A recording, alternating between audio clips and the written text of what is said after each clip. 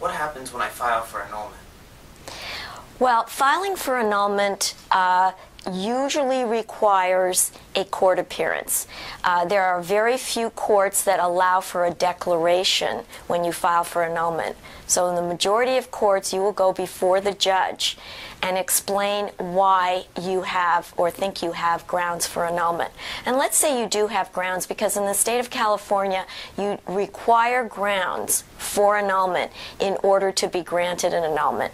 And a ground is an example of a ground is someone who married another person for immigration reasons. That could be grounds for annulment. Another one is someone married somebody but they were not divorced from their first spouse or their other spouse. That could be grounds as well.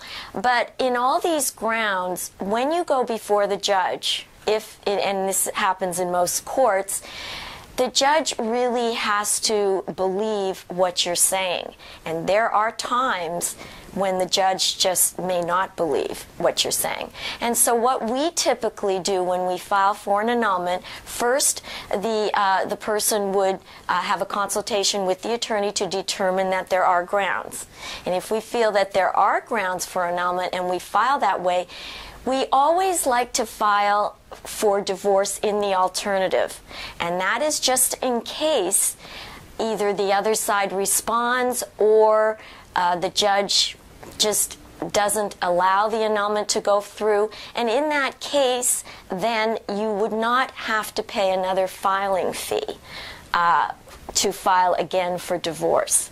So that's just a method to make sure that if you do file and for whatever reason it doesn't go through, you can still get divorced.